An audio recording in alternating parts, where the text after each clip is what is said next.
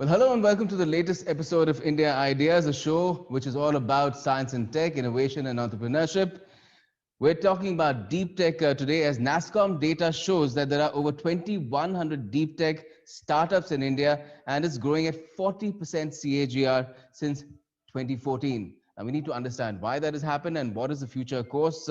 How far is this going to stretch out and take India as well? And to talk about, Vishwa, if you could tell us a little bit more about Sankhya Labs and tell us about deep tech in India, because you've been around for some time and now the sector seems to be, because of the digital transformation due to COVID, really taking off. That's what the data now seems to suggest for 2020. Yeah, Sankhya is a wireless semiconductor and communication solutions company. So we have been operating for last 14 years.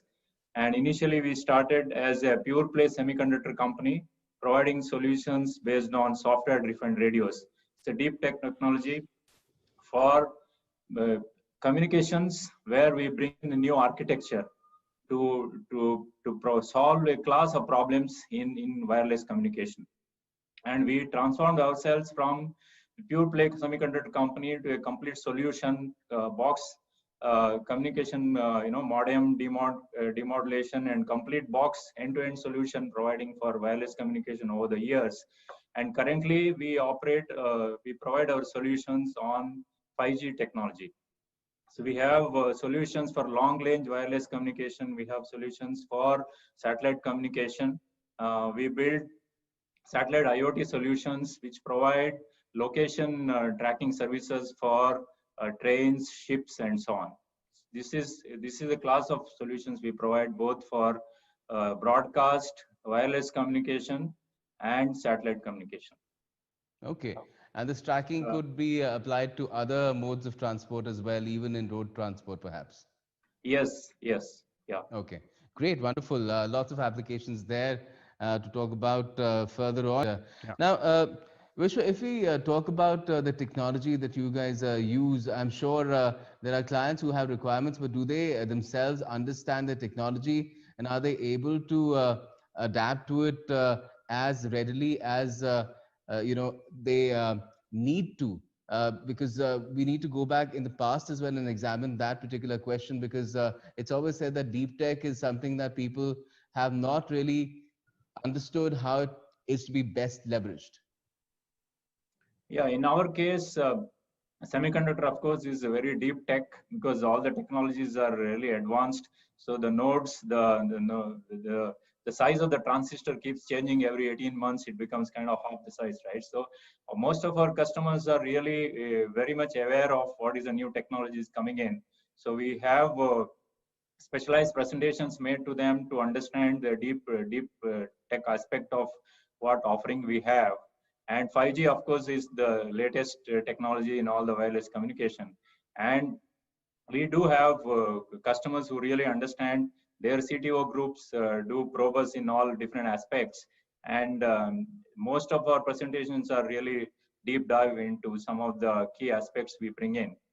And for example, most of our differentiation comes because of the IPR, the intellectual property we have for the products we develop. And we have over 65 patents already filed in the last 14 years. So this makes a significant difference compared to other people who offer similar solutions in the market. And yeah. Okay. And what in India, yeah, of late there's a lot of interest because of the geopolitical situation. Also, a lot of interest in the new technology offerings coming from India. Mm-hmm. Mm-hmm. Naturally, that would be the case in India and abroad as well, because as far as the geopolitical situation is concerned, there's not just India that is wary about the kind of intrusion that is possible through, some of the technology that has been evolved by, or you might call them our rivals, but they are being perceived as rivals at many levels in many countries, and even in America and Europe. And also the perception has been, Vishwa, that when it comes to deep tech, there are startups now coming up as well. But when they go out and look for funding, if they require it, if they do not intend to be bootstrapped, because normally deep tech has a high gestation period as well, they don't find the investors. And especially within the country, they have to look outside as well. That's the perception. Do you think that is something that may change now? Yeah, I think the environment for startups, especially deep tech startups, have significantly changed in India. And earlier, the perception was that in India, yeah, mostly it is services, and it was a difficult sale to say that we will do a product company out of India or a deep tech company out of India. But over the years, it is changing. Of course, you would like it to be much better than what it is today. There are more people who understand deep tech, and what we have seen in our experience is that initial phase is still with angels and so on. But once we have a prototype, once we have something shown, at least there are many strategic investors who are interested. Um, Especially if there is an alignment between the business groups and what we do, then the investment happens much better. So Okay. there is, because it's deep tech, there has to be somebody on the other side, on the investor side or the strategic investor side, who understands the significance of this, what value it brings, what is the innovation that Hmm. uh, key that is being brought out here. Then the investment happens much faster. Until that kind of expert is there on the investor side, it is always a hard sell. It's very difficult to convince. Hmm. And in terms of even raising money for R&D, I believe you spent your own money, about $30 million on R&D, and got those patents for your company. But otherwise, people find that quite difficult too. Yes, it is difficult to convince the value that, because most investors are looking at certain time of exit, especially most of the VCs and later stage investors. And in deep tech, the time horizons can be much longer than that.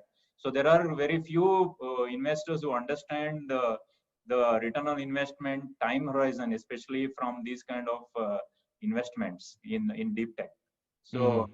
it's very important that they understand the timeline, the risk involved, which is very different from other companies. Wonderful, wonderful. Yeah. That's great. Now, as far as support is concerned from the ecosystem itself, the government, we've seen some budgetary measures for startups being taken too, and there's been a thrust on startups as well. Especially since 2014, we've had Startup India going as well. Vishwa, but where deep tech is concerned, do you feel that there is adequate thrust or more emphasis needs to be given over there? Because a lot of people are saying that when it comes to developing products, particularly technology, which will have some future applications but nothing commercial right now, it does require some kind of backup, which is difficult to get at this stage in our country. Yeah, there are different schemes that government has brought out, including reimbursement for patents, and then there is new PLI scheme that has come in recently. And so these are different schemes which are done with a very good objective. But when it comes to actual practice on the ground, there is always a lot of small print. So we need to find out further details and see how actually in ground we can get benefits. There are some schemes which are utilized, for example, for patent reimbursements on, we have got benefits both at central level as well as at state level. Whereas many other schemes are more oriented towards manufacturing of products.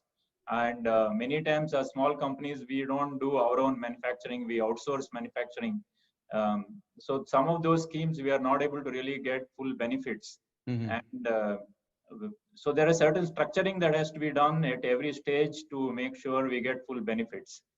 Right. And The there are other thing certain that funds for electronic development and so on. There have been funds, but they work in a very roundabout way, because although there is national interest to promote electronics, the funding is not happening directly from government. It is channeled through other agencies. Mhm. Those investments are happening along with other VCs. And so the interest is not primarily to promote electronics, but it is combined with the other VCs interests, which Mhm. directly doesn't benefit. So although Okay. there are some 10,000 crores fund, the fund of funds that has been put in place quite some time ago, I think very few companies have been really able to get benefits and promote electronics within India with that kind of Mhm. scheme.